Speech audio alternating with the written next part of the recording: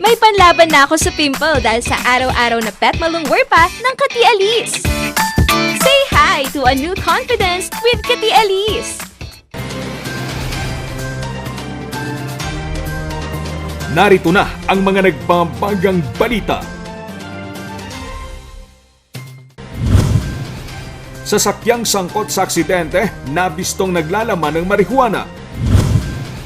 Sakripisyo ng mga guro, kinilala, dagdag sahod, iginiit. Bilang ng mga namatay sa Baguio dahil sa COVID-19 noong Setyembre pumalo sa 136. Sexualidad sa gitna ng pandemya, tampok sa itanong kay Doc Jose. Pamilya Valera, unang nagpila ng COC sa Abra. At sino-sino ang dapat magsumite ng SALN? Alamin sa Ikaw at ang Batas.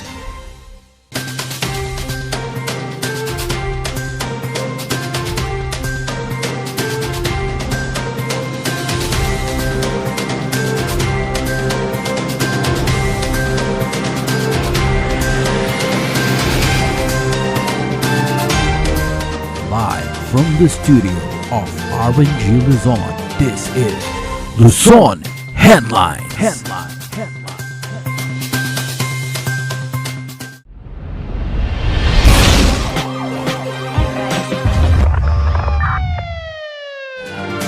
Inaalam na ng PNP ang pagkakakilanlan ng driver ng isang SUV na sangkot sa aksidente sa Tabuk City, Kalinga. Ito'y matapos madiskubre ang laman nitong marihuana. Ang buong detalye sa report ni Charles Liman. Sa mga kakahuyan, sumampa ang SUV na ito sa Barangay Kalanan, Tabuk City, Kalinga matapos niyang masalpok ang kasalubong na motorsiklo noong Sabado. Nang usisain ng mga otoridad ang SUV, tumambad sa kanila ang 20 bloke ng pinatuyong dahon ng marijuana. Nagkakalaga ito ng 2.4 million pesos. Hindi na mahanap sa lugar ang driver ng SUV. Sa initial na investigasyon, nangyari ang aksidente bandang alas 11 ng umaga noong Sabado. Kinain ng SUV ang kabilang linya ng kalsada kaya nabangga nito ang kasalubong na motorsiklo. Sa lakas ng banggaan, nahulog sa bangin na may lalim na 15 metro ang dalawang sasakyan. Itinakbo sa pagamutan ang rider ng motorsiklo habang dali-dali namang tumakas ang driver ng SUV. Sa ngayon, hawak na ng pulisya ang ORCR ng SUV. Inaalam pa kung sino ang driver nito. Haharap siya sa kasong paglabag sa Republic Act 9165 at reckless imprudence resulting to physical injury. Nasa mabuting kalagayan naman na ang rider ng motorsiklo. Hinuli naman ng nagsanib na puwersa ng pulisya at PDEA ang top 2 regional level ng Cordillera sa illegal na droga sa ikinasang bypass operation sa Abra. Nakilala itong si Jojo Fortuna Bringas, 25 anyos at residente ng Dolores, Abra. Nakuha mula kay Bringas ang isang pakete na naglalaman umano ng shabu. May bigat itong 1 gramo at nagkakalaga ng 6,800 pesos. Na-recover din ang budol money na ginamit sa transaksyon. Kakasuhan si Bringas ng kasong paglabag sa Republic Act 9165 o Dangerous Drugs Act of 2002. Charles Nicolimon para sa Luzon Headlines. Sa pagdiriwang ng Teacher's Day, muling kinilala ang sakripisyo at kabayanihan ng mga guro lalo na ngayong may pandemya. Pagbabalita si Irish Kawile. Hindi biro ang maging isang guro. Aakyatin ang bundok, tatawirin ang mga ilog, at ang pinakamalaking hamon ay ang pagtuturo sa gitna ng pandemya. Kaya, sa pagdiriwang ng World Teachers Day, binigyan sila ng pagkilala. We hold the power to make or break the child's future. Hence, we always coin teaching as the noblest of all professions because we are God's assistant in perfecting men. Sa virtual na pagdiriwang ng World Teachers Day ng DepEd Cordillera, inimbitahan nila ang senador na si Sherwin Gatchalian bilang kanilang panauhin. Aniya, naisulong ang pagtuturo sa kabila ng pandemya dahil sa sakripisyo ng mga guro. Hindi matatawaran ang inyong sipag, dedikasyon, ang inyong maraming mga sakripisyo at higit sa lahat, ang inyong pagmamahal para sa ating mga mag-aaral. Isang malaking hamon ang hinarap natin noong nagdaang school year. Nang sumiklab ang pandemya ng COVID-19, hinarap natin ang maraming mga agam-agam at mga tanong. Posible bang may pagpatuloy ang edukasyon? Maabot ba natin ang mga kabataang walang internet? May tatawid ba natin ang school year sa gitna ng pandemya? Kala natin noong una ay imposible ang lahat na ito. Ngunit dahil sa inyong patuloy na pagsisikap, nagawa nating posible ang imposible. Panawagan niya sa pamunuan ng kagawaran ng edukasyon, tiyakin ang tulong para sa mga guro na humaharap sa COVID-19. Tiyakin na ang mga guro ay may agarang tulong na matatanggap kung meron sa inyong tinamaan ng sakit. Frontliners kung maituturing ang mga guro, lalo na sa bagong setup ng modular learning. To all the teachers in the Cordillera, as I speak to you this morning, I know that some of you, because you said you are in your schools, some of you are probably distributing modules, retrieving modules, assisting your learners online, texting your learners, calling your learners, and many other thing else. And that, I am always proud of you as teachers in the Cordillera Administrative Region. At sa araw na ito, nagpaabot ng mensahe ang mga taong pinakamahalaga sa buhay ng mga guro. Happy Teacher's Day! We love you! Happy Teacher's Day! We love you! Tunay ngang gurong Pilipino, katuwang sa hamon, katuwang sa pagbabago. Irish Kawili para sa Luzon Headlines. Inililiit naman ngayon ng Alliance of Concerned Teachers ang dagdag na sahod para sa mga guro sa pampublikong paaralan. Ang detalye ng balitang yan, ihahatid ni Ren de Guzman. Pinaglalaban ngayon ng mga miyembro ng Alliance of Concerned Teachers ang karagdagang sahod para sa mga guro ng mga pampublikong paaralan. Dahil ito sa 87 days of extra work na nagugol sa preparasyon para sa distance learning. Sa noise barrage na kanilang isinagawa sa harap ng Civil Service Commission Head Office sa Quezon City noong September 30, iginiit ng ACT Party List na napagkasunduan nila noon kasama ang CSC, DepEd at Department of Budget and Management ang 25% overtime premium.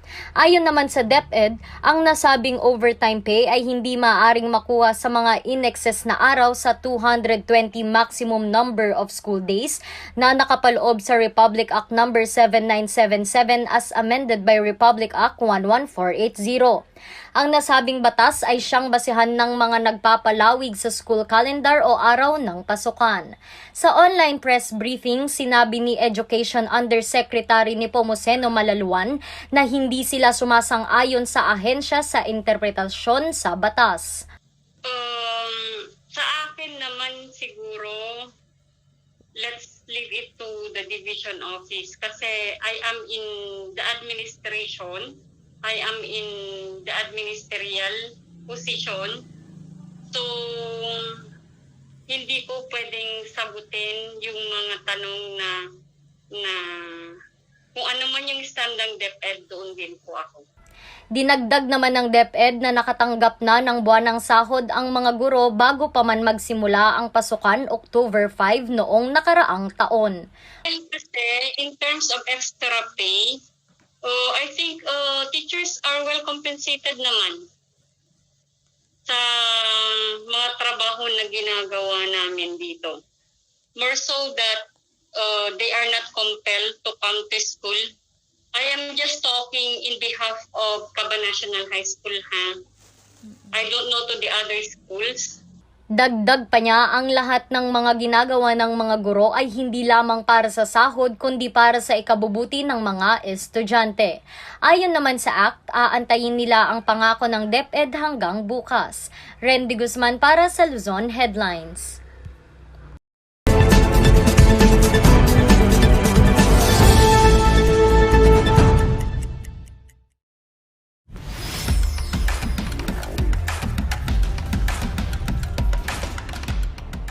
Pag-usapan natin ang Statement of Assets and Liabilities and Net Worth. And this is more commonly known as SALN. Ito ay isang declaration ng isang government employee, public official. Ito ay, ang laman ay ang assets, liabilities, net worth, financial and business interest of a public official or employee concerned. At hindi lang yung public official ang dapat mag-submit nito. Isasama niya yung kanyang spouse at yung mga anak na under 18 years old na nakatira sa kanya. This is pursuant to Republic Act 6713, Section 9, otherwise known as the Code of Conduct and Ethical Standards for Public Officials and Employees. Sino ang dapat mag-submit ng SALN? Pursuant sa law, ang sabi niya ay lahat ng public officials and employees are required to submit an annual SALN. Except, number one, yung mga honorary workers, honorary capacity. For example, you are an honorary consul dun sa isang lugar outside the country, you are not required to submit SALN. Yung mga laborers or casual or temporary workers, hindi sila required to submit a SALN. And of course, sino naman ang mga required na mag-submit ng SALN? Number one, lahat ng constitutionally elected officials, including those who are elected nationally or locally. Ang ombudsman, so senators, congressmen, cabinet secretaries, justices of the Supreme Court, lahat ng mga employed sa mga constitutional offices. They also include regional and local employees of the government, officers of the Armed Forces of the Philippines at saka Philippine National Police, officers of government-owned or controlled corporations na under the jurisdiction of the Civil Service Commission, and any other public official. Ang requirement nito, isasubmit mo yan doon sa either Ombudsman Civil Service, or if you are locally employed, you submit it to the person responsible for the custody of the SALN. So that pag ikaw ay isang government employee covered by Republic Act 6713, at hindi ka mag-submit ng annual SALN, you can be prosecuted for either violation of Republic Act 6713, you could be prosecuted for graft and corruption, you could be prosecuted for perjury or other offenses covered by the graft and corruption law or Republic Act 3019.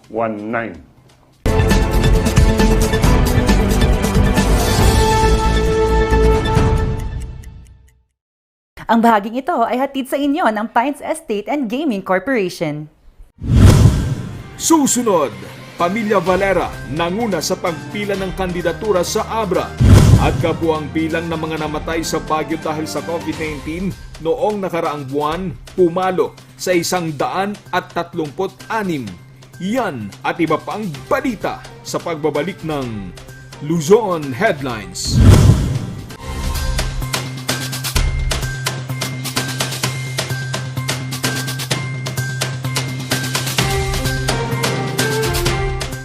Only barbecue, only grill, only side dishes, only additional dishes with only charcoal barbecue. Indulge and choose from our 8 types of meat: beef samgyeopsal, pork samgyeopsal, spicy samgyeopsal, tender flavorful moksel, pork barbecue, spicy chicken, and chicken barbecue. Don't limit those cravings and go all out with more than 20 additional dishes. From ramyun, soy sauce chicken, fried chicken, dumplings, kimali, tteokbokki, chop suey, spaghetti, macaroni salad, kimbap, vegetable salad, kakis, doenjang soup, egg soup, sweet and sour pork, and many more to satisfy your appetite. Top your foodie experience with unlimited side dishes to choose from with a variety of vegetables, finger foods, noodles, spices, and many more. Best experience with family and friends. Treat yourself and visit us now at Samgyup Pocha, located at number 2 Leonard Wood Road, Manuel A. Rojas, Baguio City. Open from 11 a.m. to 10 p.m. Redefine Unlimited. Coronavirus. Dahil dito, may mga bagay na hindi mo na magagawa. Ngunit, may katuwang ka. PDA or Pau de Arco Herbal Capsule na may antiviral quercetin at immunity booster. Mag-PDA or Pau de Arco Herbal Capsule araw-araw. Para iwas sakit, iwas virus. PDA. Proteksyon, depensa, alay sa kalusugan. PDA or Pau de Arco Herbal Capsule is available in all leading drugstores nationwide. Another quality product of Aldrich Corporation.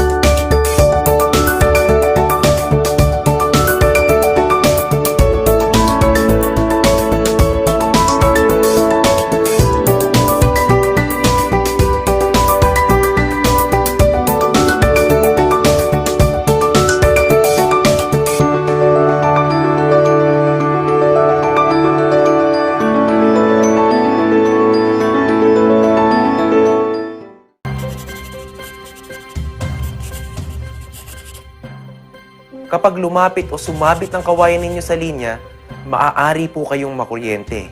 Dahil sa lakas ng kuryenteng dumadaloy sa linyang ito, ang paglapit at pagdikit ng anumang bagay na hawak ng tao tulad ng bakal, kahoy o kawayan ay maaaring maging sanhi ng aksidente o pagkamatay.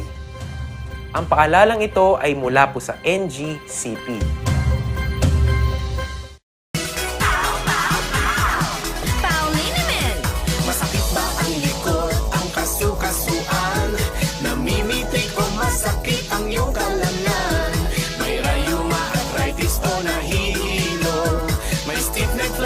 So masakit ang ulo sa Paulinimen yung haway garantisado. Paulinimen, isang pahid ka lang. Dahil walang aw sa Pau!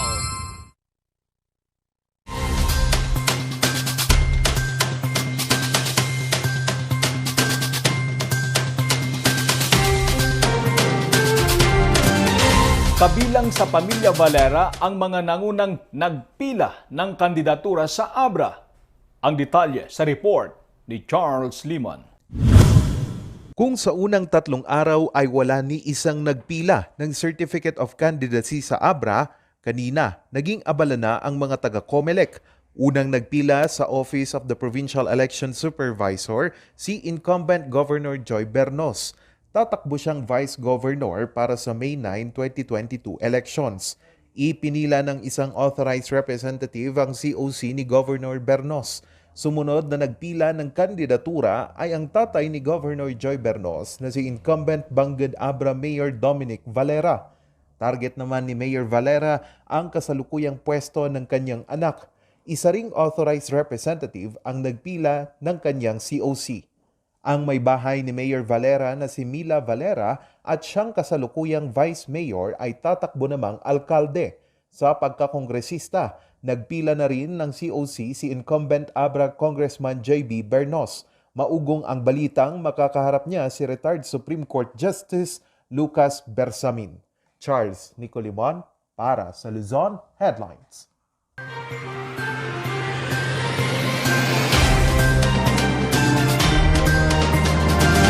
Pumalo sa 136 ang kabuang bilang ng mga namatay sa Baguio dahil sa COVID-19 noong nakaraang buwan.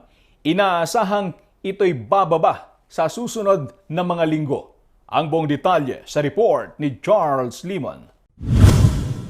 Sa pagtatapos ng buwan ng Setyembre, naitala ang pinakamataas na death toll.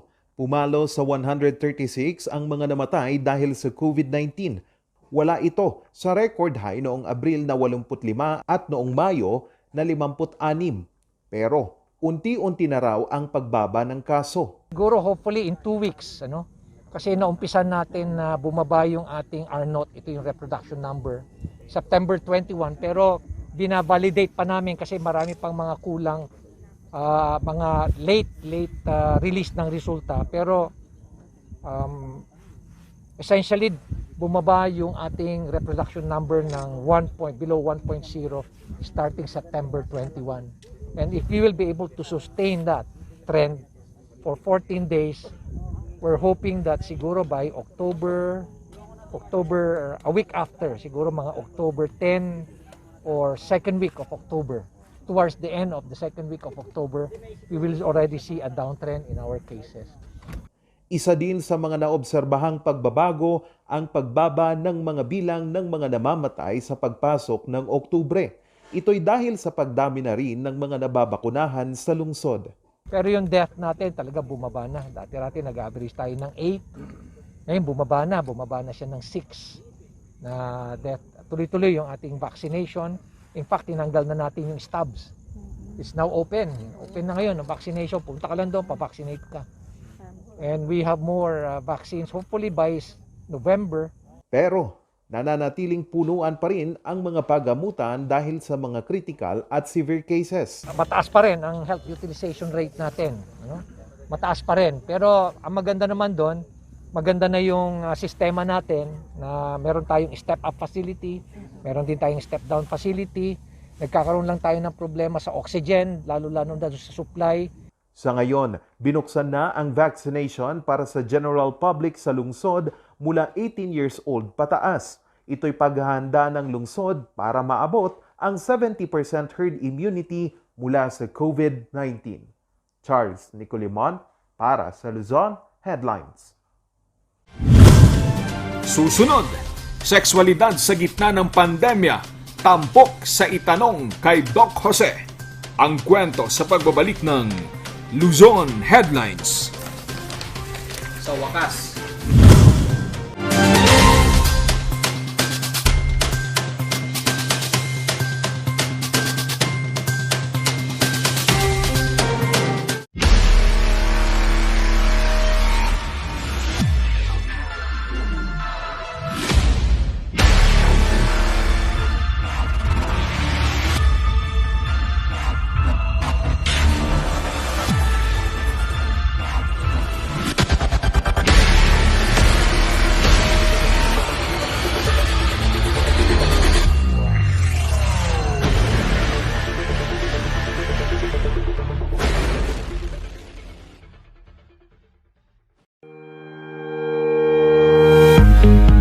The Baguio Country Club, the first and only 5-star mountain resort in the Philippines, is fully equipped and ready to welcome you back.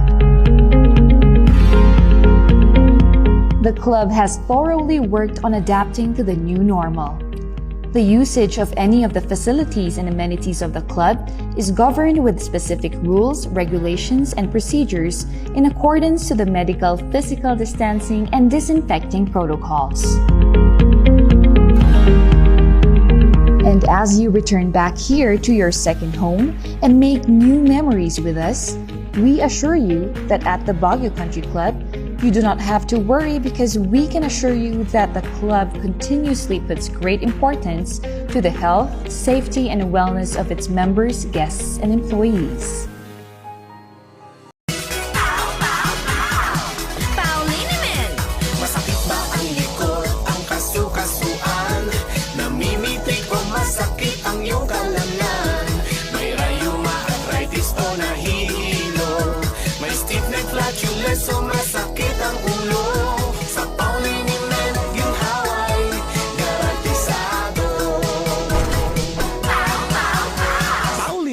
isang pahid ka lang. Dahil walang out sa PAL!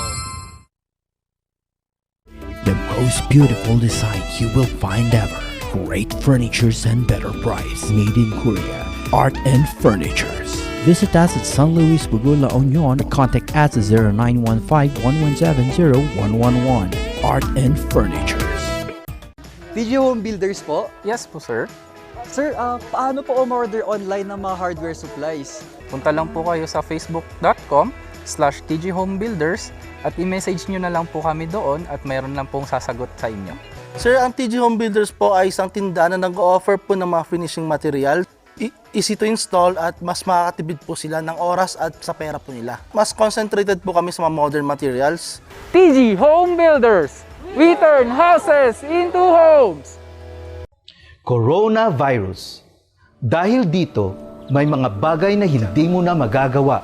Ngunit, may katuwang ka. PDA or Paldiarco Herbal Capsule na may antiviral quercetin at immunity booster.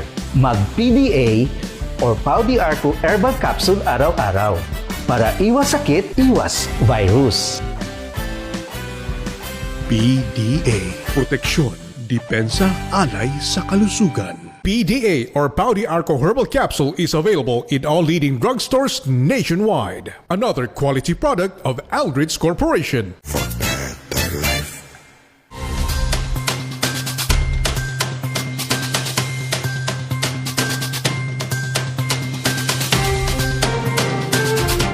Sa unang pagtatanghal ng bago nating segment, naitanong kay Doc Jose, isang maselang kwento ang tatalakayin. Gabayan po natin ang mga minor de edad. We need a doctor. Look at his face. Magandang araw po. Kumusta po kayo? Ito po si Dr. Jose Orsua. Naisip ko pong talakayin ang topic na sex during the pandemic kasi bilang isang espesyalista sa OBGYN, nakita ko po yung dumami ang pasyente na naging pregnant o nabuntis o may mga naging issue tungkol sa sex. Kaya pwede ko pong sabihin na during this pandemic ay mas lalong tumaas po ang activity na ito. Pwede nating sabihin na hindi rin pala natakot ang mga yung mga mag-partner o sabihin natin mga mag-asawa upang gawin ito. Kahit na merong risk ng exposure sa virus dito sa oral part. Kasi alam naman natin na ang sex o ang virus ay hindi naman ho directly na ita-transfer through sexual contact. However, during sexual contact, may tinatawag na foreplay, pwede kasing may mga exchange of bodily fluids tulad ng mga laway o yung nasal fluid, kung let's say nakamas yung dalawang magpartner, pwede pa rin ho silang makabuo ng baby kasi hindi naman ho sila nagtapalodo or gumamit ng mga barrier method dahil hindi naman nga po natatransmit ang COVID virus sa genitalia. Kaya ito'y nakita natin na sa ating pag-clinic na dumami po. Even yung mga medyo, pwede kong sabihin, na mga nahuhuli na sa biyahe, medyo humabol sila sa biyahe. Yung mga 40s na mga babae, nagkaroon po sila ng mga partner. At na-ultrasound ko sila, yung mga 40s, may 44, may 45, humabol sila sa panahon ng pandemic na makapag-asawa at nang ma-experience itong tinatawag na sexual activity na to, no?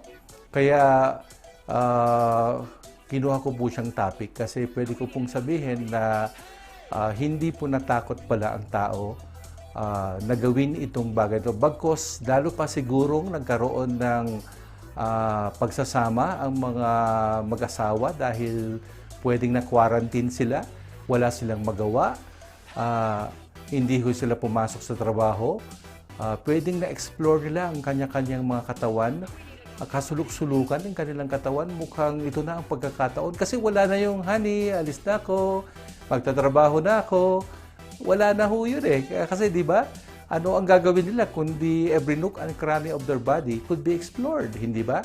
At saka sa isang social dimension ng sexualidad, may report sa aming mga OB na dumami po ang teenage pregnancy. Pwede po nating sabihin, mga kababayan o mga listeners natin, na dumami po ang mga sex abuse o abuso na related po sa sexualidad. Pwede nating tanungin din yung mga kaibigan natin sa WCPU kung maraming reports tungkol dito kasi sila po ang talagang namamahala ng mga complaints related to violence against women and children. So, but indirectly, sinabi ko lang po na ano ba ang sitwasyon ng sex during this pandemic. Pwede ko pong sabihin na mukhang tumaas po without actual giving data, kasi sa totoo lang ito po ang isa sa pinakamahirap na kunan ng data ang sexuality kasi marami pong magdi-deny, marami pong tabu ang sex to some people o ayaw nilang aminin yung ginawa nila dahil privacy. Pwede lang sabihin na yan ay gawain namin mag-asawa, ba't namin sasabihin? Pero bilang isang OB-gynecologist, gusto ko pong isiwalat o gusto ko pong buksan ang issue ng sexuality during pandemic. Ang mga naging issue din kasi kung bakit may mga na-attenan na ako, kaya kung bakit ko po siya tinapik, ay meron po ako na-attenan ng mga Zoom meeting na during this pandemic, kailangan ding may access ang mga mag-asawa sa family planning. Kasi kung tumaas po ang pagkakaroon ng pagbubuntis, kailangan pigilan din. O kaya pwede rin ang tanong, tumaas kaya ang STD, yung pagkakaroon ng mga syphilis or gonorrhea or chlamydia infections? Tumaas kaya or may mga nagsabi na kumonte ang pag-procure ng sex ng mga tao tulad sa mga commercial sex worker? Baka natakot sila. Siguro requirement nila na negative RT-PCR ka muna bago ka pumasok sa isang brothel, no?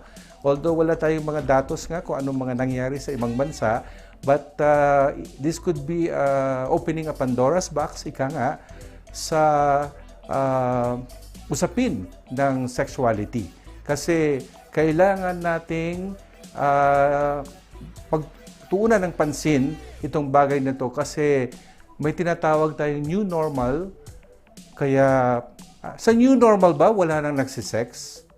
Yun ang ating panghuling tanong, pero ang sagot ay hindi po, kasi bilang isang OB-gynecologist, ang dami po naming pinapaanak, nagpapa-ultrasound para i-check ang baby nila kung na may nabuo sila. So para sa akin, boom na boom po ang population o minsan gusto kong sabihin, pwedeng kapalit ito ng mga nag-goodbye o pumanaw kasi ganun talaga ang nature ng mundo. Maraming salamat. Isa na naman pong talakayan ang ginawa natin at sa susunod, pwede po kayong mag-comment, like, subscribe. Kung ano po mga gusto nyong topic, pwede po natin pag-usapan yan sa susunod pang mga episode ng ating programa. At yan ang mga balitang nakalap ng Luzon Headlines ngayong araw. Maraming salamat at muli, magandang gabi po sa ating lahat.